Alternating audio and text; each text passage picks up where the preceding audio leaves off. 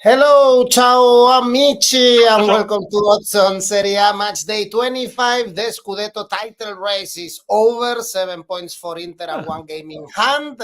Inter even won at the Olimpico in a very, very entertaining game, but we have plenty to analyze with Daniele Fisichella, for instance, which teams are going to play in the Champions League. Very open, the fourth spot. Yes, very open, and now Bologna tied with Lazio after they won, with Atalanta after they won yesterday 2-0 against Fiorentina, but Atalanta still got a game in hand. And I mentioned Lazio because they were the big surprise of this midweek cup round. Sorry, I got it wrong. I thought Bayern Munich were far too strong, but actually Lazio very well organized. They look like a Mourinho team more than a Sarri team, but very good on the counter. Let's see if that 1-0 will be enough in Munich. But yes, going back to the Scudetto, well, Inter were dominant, were strong, but Juventus almost did the job for them. Only 1 point in the last 3. Are they out of the title race? Let's wait a couple of weeks more. Let's wait a couple of weeks. Totally. Come Let's on. wait. The Champions League, Inter Atletico. You don't know. You never know.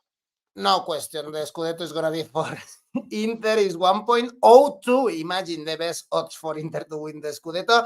It's over, but still plenty of things to analyze. Remember to press the like if you enjoy our videos, if you enjoy Dani Fisichella, and subscribe. Let's go on, Dani, with the show.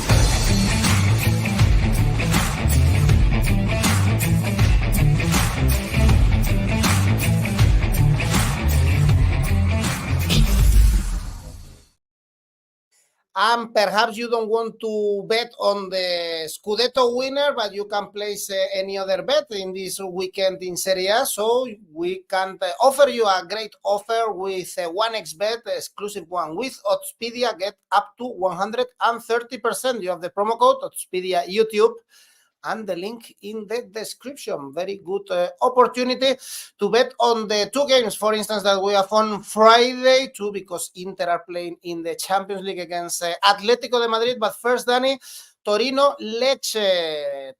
Torino mid-table, they drew with Sassuolo as expected. These 3 draws in the last 4 games. Lecce 5 points over the relegation zone, but in really bad form. Is 4 defeats in the last 5. I think we saw that coming for Lecce. It was a team that we mentioned many times. They exceeded the expected goals conceded. Based on expected goals, expecting points, they will be penultimate. So I think every now and then it's normal they get a heavy beating. To be fair, they missed a couple of good chances against Bologna to get the game back into 1-1, but then they lost 4-0. Lecce, they only got 4 points since 2024. So only 4 points in the last 6. They will be far from bottom. It's a team that won very, very rarely. They are organized, they are solid, but sometimes the game plan doesn't go their way, and they do suffer bad defeats. And I think this is going to be a tricky one for Lecce, because they are not a very high scoring side. They only score 9 goals away, and they go to Torino, who are renowned for being tight, not conceding a lot of goals. Only 1 goal conceded at home in the last 5. They're unbeaten in the last 5 as well, Torino. And if you look at the stats of the Torino home games, only 18 goals have been scored in Torino home games, scored by Torino and conceded. That's the lowest record in Italy. So you could expect an under 2.5 goals. You could expect a small margin win from Torino. The reverse fixture finished 1-0, 177 for Torino to win. I think it's a good odds, really. They might find it difficult to win this one. Probably low scoring. I like the under 2.25 goals. It's a nation line, pays 182. If there are only 2 goals in the game, you win alpha stake. Low scoring victory, perhaps for Torino, 1-0, 2-0. As our friend Tom Rennie likes group bets, this could be a good idea for this match. Why not? Torino to win 1-0, 2-0, 2-1, and also the under market. Difficult to find good odds in the next one. I'm talking about Inter Salernitana. Salernitana going directly to Serie B. Is only 1 point in the last 7 games. Inter flying, playing at home with the game in mind with Atletico de Madrid, massive game at the Metropolitano. So I guess in San Siro. The first leg is in San Siro. So I guess some turnover probably for Inter in this game should be the easiest game of the season. It should be. It's top v bottom. But if you speak with the Salernitana sporting director Sabatini, he's sure they're going to get saved. They got Boateng, Manolas, a big revamp of the squad. They sacked the manager, by the way, Filippo Inzaghi, after the defeat against Empoli. So it's Fabio Liverani, who hasn't managed in the last 2 years and a half. So no brothers reunion at San Siro. Filippo and Simone. Filippo, unfortunately, is being sacked. Simone is doing a great job. They got a fantastic record, 83% wins, highest percentage in Europe top 5 league. Inter won all the 7 matches in the new year. It never happened since 1930. And now against Salernitana, yes, the question is, does he make turnover? I don't think he's going to make a massive turnover. I think he's going to change a couple of players. I would expect Carlos Augusto to start at left back, perhaps Bissek in defense, Denzel Dumfries right back, probably up front. I think one between Lautaro and Marcus Thuram is definitely going to score. Not definitely going to score, but definitely going to start. Well, if he starts, he might score. And to be fair, Lautaro Martinez has in Salernitana his best victims. He scored 9 times in 5 games, scored 4 games coming from the bench in Salerno. So why not going for the Argentine, who looks a little bit tired at the moment, maybe to open the scoring. But yeah, you mentioned, where is the value here? Any Interbet under 2 as an handicap -2 for Inter could be risky. Last season they only won 2-0, to be fair, and if they settle the score early in the first half, they might obviously put the foot of the gas a little bit. So I look at the statistics and I did find some value here for you in a game that, yes, almost has no story, and the value is Inter to score a penalty at 340. Do you know who's the team who's conceding most penalties in Serie A this season and last season? Here we go. Salernitana, 9 penalties conceded this season. Often they shoot themselves in the foot, they make silly mistakes, and they give away goals. And do you know who's the team who's had more penalties in Serie A this season? Of course, Inter. And with Çalhanoğlu scoring 14 of the last 14 for Inter and being on penalties, I think you could be almost sure he could put one past Memo Ochoa. It's a risky one, I know. It pays a lot, 340. Inter to score a penalty. That's what I go for.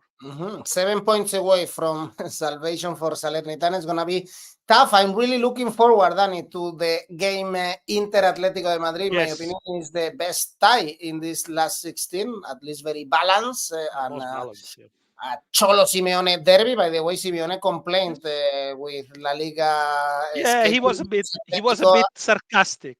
He says, Inter plays on Friday, me parece. I believe, me parece.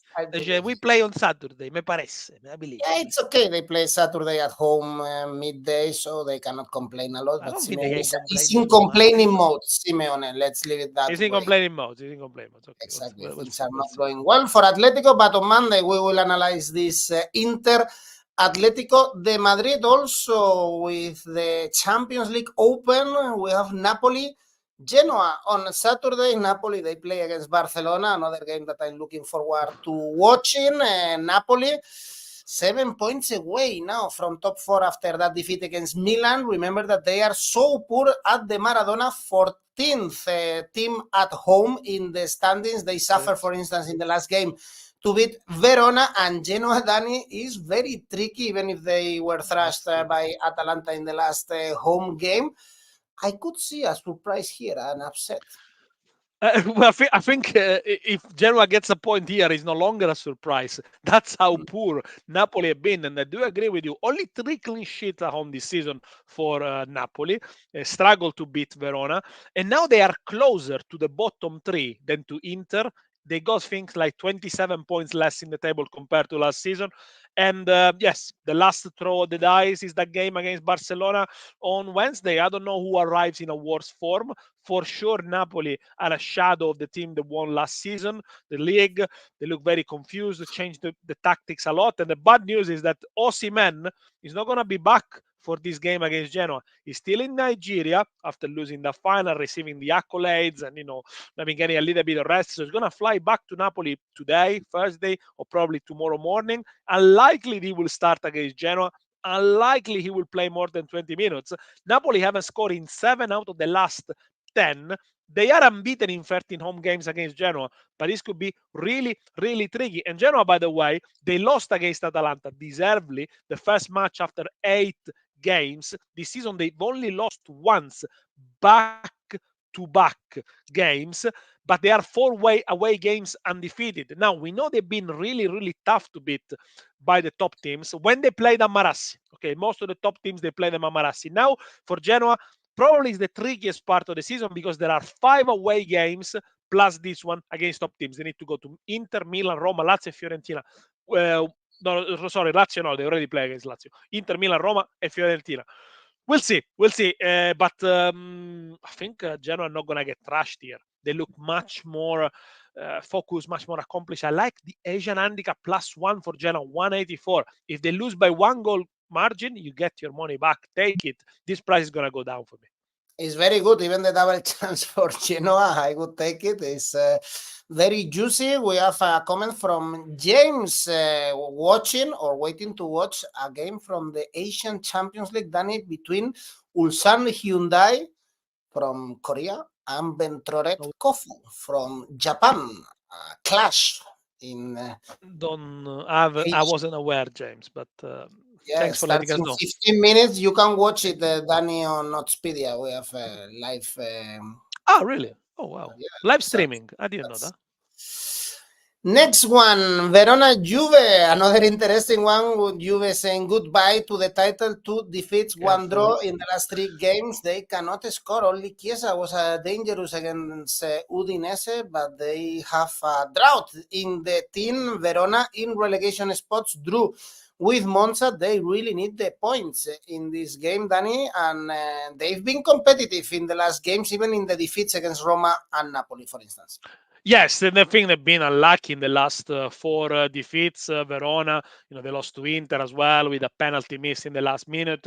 They are heroic. They changed so many players in January, 12 players, a big turnover, lost Ngonge to Napoli, lost Terracciano, lost Faraoni. These were all good players, all started for them. So credit to Baroni to integrate the new players, the likes of Basileschi, the likes of Noslin, quickly. That's been the big things, really. They got integrated quickly, and they got a 0-0 draw at Monza away. They're unbeaten in 5 of the last 6 at home, scoring 8 of the last 9 at the Bentigodi. The problem with Verona is that they never beaten a top team. You have to go back a couple of years to see them winning against a top team, past the games against Roma. Well, they won against Roma, but it's but team in the top 4 really they don't beat them. So that's the issue. But now to Juventus, some people say, well, it was coming. Juventus have been playing not too well. They've been built on defensive solidity. They score a lot of late goals. They struggle to break down organized teams, and it took a couple of twists, a couple of unlucky circumstances. Of course, the sending off of Milik against Empoli is one of them. Against Udinese, they look a little bit flat.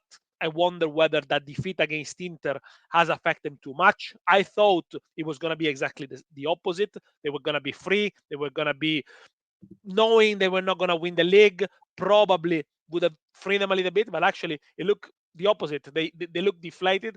They lack cutting edge, they lack creativity. Of course, against Udinese, there was no Vlahovic, no Danilo, but these are only partial excuse. You would expect much more from the likes of Chiesa. Is a player that, we are risking of losing. You haven't seen much of him, and, ahead of the Euros, a big concern about him, really. But now you need to react because Juventus is only 1 point behind them. Their record against small sides is good. They won 7 of the last 8 games against teams in the bottom 3. The last one was a 1-1 draw against Empoli, but haven't scored in the last 2 and didn't record the 3 scoreless games since March 2011 when Del Neri was in charge. Last 3 games between Juventus and Verona have been all a 1-0 for Juventus. They needed a 96-minute goal from Cambiaso to win it in the reverse fixture. I think if they're gonna win it, probably 1-0 again. But I wouldn't discard a draw, a 1-1 draw here. All in all, under 2.25 goals, 187. It looks like they have a psychological downturn or meltdown, as Locci seems telling us. Very But strange. well, the important thing also for them and the goal of the season is going back to the Champions League next season, and they have 11 points distance with Bologna and Atalanta. Atalanta also playing on Saturday, really informed against Sassuolo. La Dea is flying at the moment, probably the most informed team in Italy, together with Inter, thrash Genoa, and especially good at home, 6 consecutive wins, whereas Sassuolo fighting not to go to the bottom 3. Danny, is only 1 point in the last 4 for Sassuolo.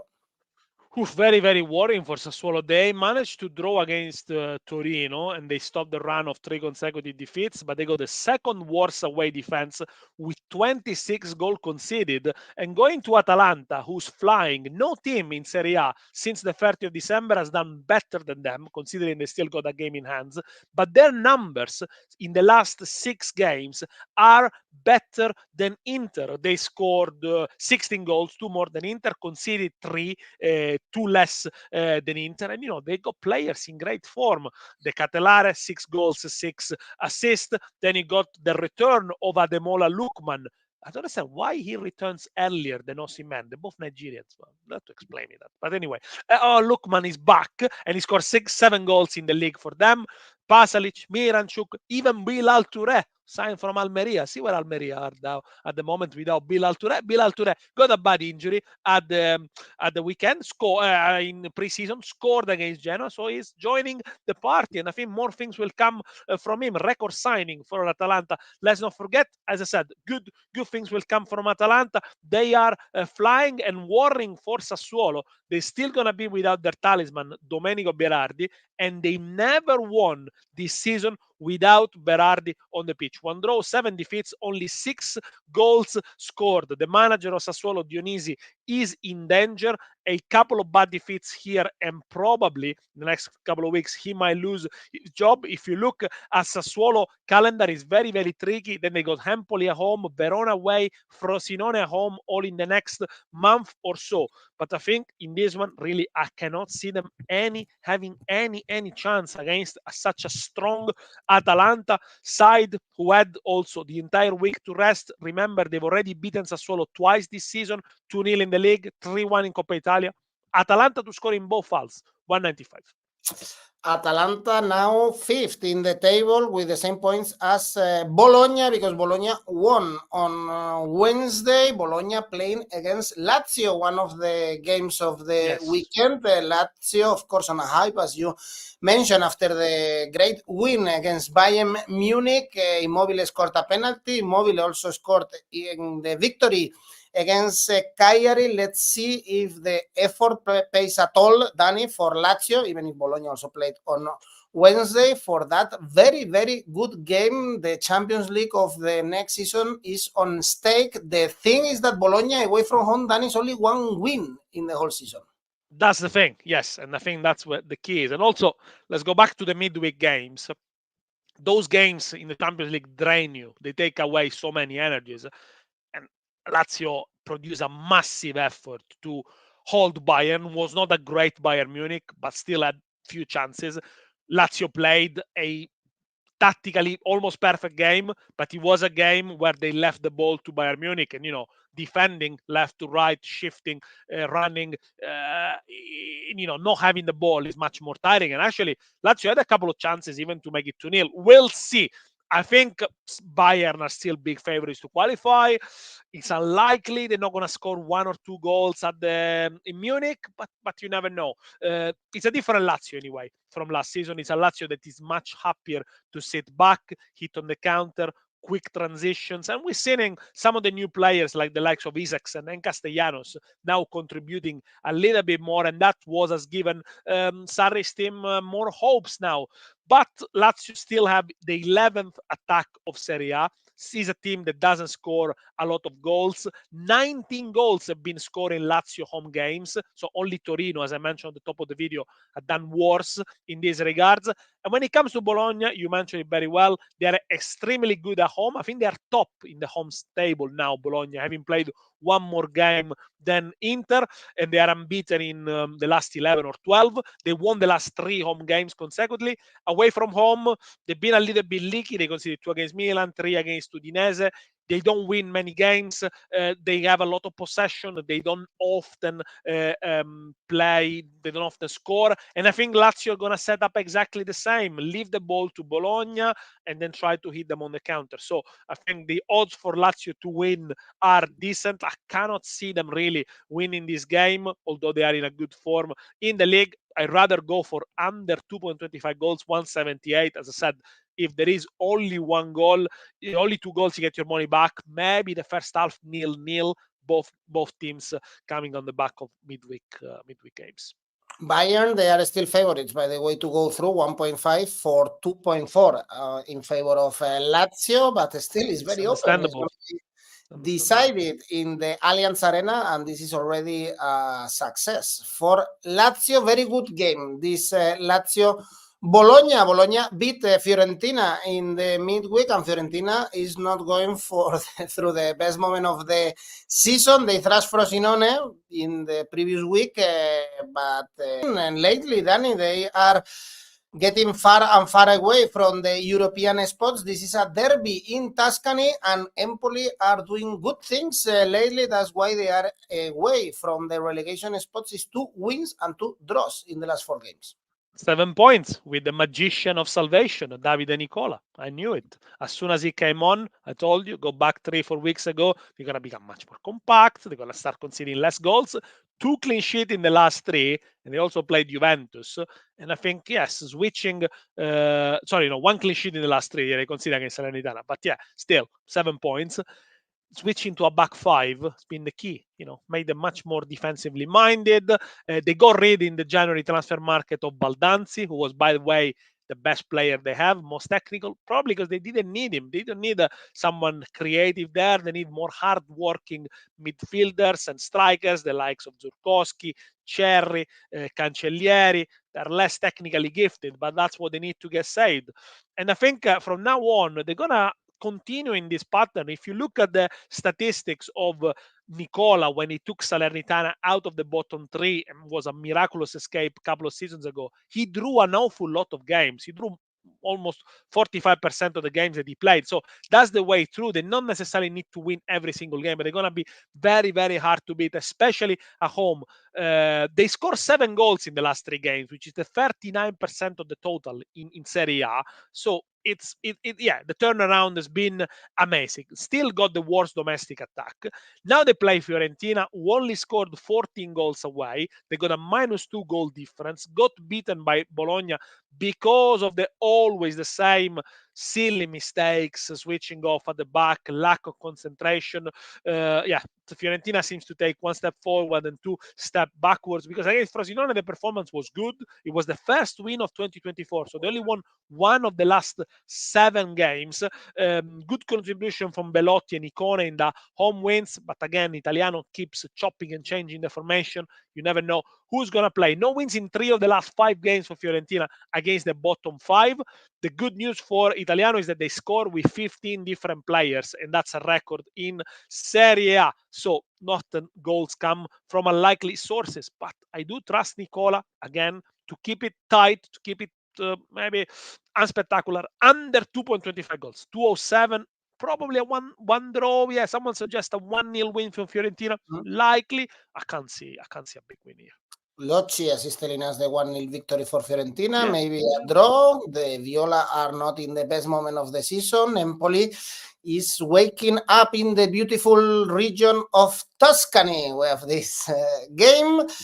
Next one, we go to the north, relegation 6-pointer, Udinese Cagliari, key win, unexpected victory in the Juventus Stadium for Udinese. It was only the 3rd win of the season. Cagliari in trouble, running out of options, lost to Lazio 4 consecutive defeats, and is the worst away team in Serie A, Dani. Only 3 points and no wins. Yes, and they have equaled the worst record of defeats in Serie A. 4 defeats on the bounce under Claudio Ranieri. They average 2 goals conceded per game away from home.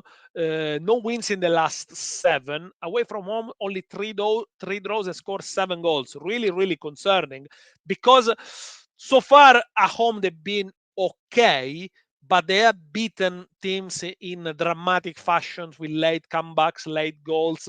It can't always go this way. Often Cagliari at home does score a goal, but yeah, against top teams, which they'll have to play shortly, it's going to be very difficult to get the points. So really, they need to wake up. I thought they were going to stay up, but I'm not that sure, seeing Empoli resurgence lately. And now Udinese, I think they got back what they deserved. Look, Udinese have been struggling this season. They lost to players of good quality in the summer, but they're not as bad as the table suggested. They won only three games this season, all 2-0, which is very bizarre. 1-0 against Juventus and Milan, and 3-0 against Bologna. They have started becoming much more organized, changed a couple of things in the January transfer market. They are +3 on Verona now, and I think maybe in the last few games they've been unlucky. Look, Torino equalized against them in the 88th minute. Fiorentina equalized them in the 87th minute, and also Sassuolo. That's already 6 points. And consider they were also leading 2-1 against Milan up until 50 minutes to go. So they have been improving, I will say. It is a team that, yes, the quality is not quite there, and they do struggle scoring goals. Lucca has scoring 1 in 6. Maybe Lucca scores here, who knows. But I like Udinese not to lose this game, and I'm going to go Asian handicap -0.25 for them, 173. If they draw, you lose half a stake. I think they are on the up. Could be Ranieri in risk of losing his job? No, because what is done last season, he took them midway through the season in Serie B, got them promoted by the playoff. I think there is still a sense of gratitude towards him. And to be fair, I don't think anyone else would be able to do a better job. Cagliari, I've got an experienced side, not a lot of firepower, and the defense is too leaky. They just make too many mistakes. But, against the likes of Verona, Empoli, they should be able to hang on to that, but it's going to be tight. They came up in a dramatic way in the very last minute. Be careful with the draw. Udinese is the king of draws, 13 draws. It's a lot, so the draw could be also a very good option. And we have another derby in the region of Lazio, Frosinone, Roma. Frosinone also in the relegation battle, 4 points away from the bottom 3, thrashed by Fiorentina, but when they play at home, they gave, for instance, a torrid time to Milan, to Juventus at the Stadio Benito Stirpe, Dani, and Roma is in the middle of this tie with Feyenoord. And let's see how they manage this game, this derby, as I said, in the middle of this Europa League tie. Let's put a big caveat before we talk about Roma and Milan's game. We are recording this video on Thursday before they played in the Europa League. So everything we say has to be taken to a pinch of salt. And if we get it slightly wrong, if somebody from Roma or Milan suffer an injury, hopefully not, or something dramatic happens, then don't tell us we work for the bookies, because we haven't watched the game between Roma and Milan. Let's move on. Frosinone, 6th best home attack, 22 goals. Yes, Edu, absolutely. They do score a lot of goals when they play at home. They score 1 more goal than Milan, 5 more goals than Juventus playing at home. The problem is, at the other hand, worst defense of Serie A now, 49 goals conceded, no clean sheet in the last 10, but 9 of these 10 games have been both teams to score. So when it's a Frosinone game, it's more likely to finish 3-2 than 1-0 to each side. But is this going to get them saved?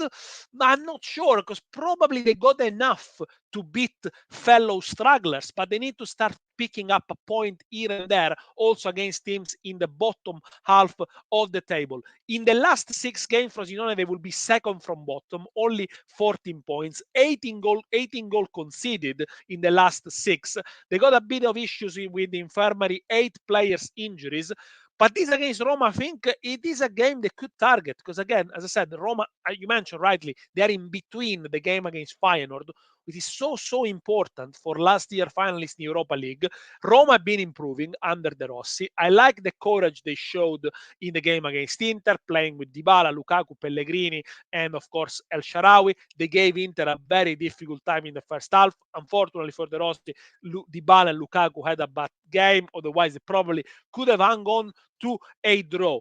The away form of Roma needs to improve. Only one clean sheet away before the game of Feyenoord, of course, let's see, but that was in the derby, so they often concede away. Against Salernitana away, they didn't deserve to win. -5 goal difference away from home, but they are normally good, and this is a heritage from Mourinho. They are normally good against small teams. They won all the 7 games against him from the 11th position downwards, scoring at least once against small teams in the last 27 games. Remember, under Mourinho, they were infallible against small teams. And to be fair, also De Rossi beat Verona and Salernitana 2-1, but they haven't won back-to-back away games since October 2022. So be careful, really, if you go for this high price for Roma. The easiest one for me would be both teams to score 173, considering, yes, Frosinone concedes, probably can upset Roma if they got the minds on the final game. I guess a lot of supporters from Roma will be in the stadium, very close by to the city yes, of Roma. Yes, in Lazio, it's the same region, yeah, of course. I had a good time in Frosinone, I have to tell you, Danny. I went once. They have a good party, I think it was June, July, street food, wine.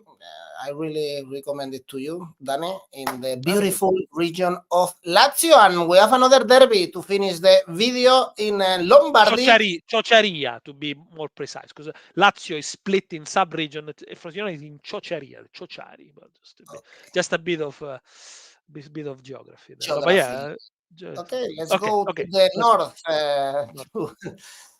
To Lombardy, Monza. Brianza.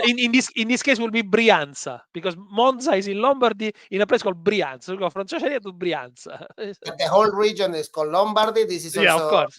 as the Galliani Derby. Yes. Our great sporting director or everything in Milan once upon a time. Milan in really good form. They are very close to overtake even Juve and be second in the table. Very important if you want to play the Italian Super Cup the following year. 6 wins and 1 draw in the last 7 games. Monza, then comfortable in the middle of the table. Usually they get the points against the minor teams. They lose to the top teams. No goals conceded in the last 3 games. But only 1 goal scored in the last 4. Scoreless in 6 of the last 9 games. They bought the big man up front, Milan Juric, from Verona, hoping it will help them convert them some of the chances they create. I'm a bit wary of this long consecutive clean sheet streak. 3 consecutive clean sheets for Verona. Sorry, for Monza, a team that rarely has been involved in a 0-0 game in the last year and a half since they've been in Serie A. So I think it's going to be broken soon. But as I said, we haven't got a lot of elements to talk about Milan because they're going to play against Rennes tonight. We know that they got a very poor away record, 4th worst away defense, 20 goals conceded, same as Salernitana. So they do concede a lot of goals. And now why do they concede a lot of goals away? Because often when they play against the small teams, they don't slow the tempo. They're not able to manage the games. They take the lead and they take the foot of the gas. They seem to be good only when they play with the backs against the wall. But against Napoli, they were really good. They deserved to win. Probably should have scored a little bit more if Leao could find his shooting boots. I read the statistics last time. Leao has only scored 3 goals in Serie A. Lautaro Martinez has scored more goals in a half time against Salernitana than Leao. So I think that's some work to do there for Leao. But they scored 3 goals, Milan, in the last 3 away games. They won 3-0 at Empoli, 3-2 at Frosinone, 3-2 at Udine. Both to score here, 183. Again, Milan in between, Europa League ties. There's going to be no turnover against Ran. They're taking this competition extremely seriously. Milan never won the UEFA Cup, the Europa League. Got a good chance there. Unlikely Monza going to keep a clean sheet. Both to score, 183. Danny, thanks for your tips. Which is your safe bet this weekend? I'm going to go for Atalanta to win. I like the Atalanta win at home, and I'm going to go Atalanta Asian handicap -1, 157. Mr. Gasperini Magician with Atalanta, Ladea, and the ACCA. 3 selections: Genoa Asian handicap +1, Verona Asian handicap +1, Udinese Asian handicap -1. Total odds 9. Interesting one, this one. Really high odds, Danny? You are very generous this week. But I think it's better to go with 3 and then try. Can I explain the strategy? The single is Genoa Asian handicap +1 is 184.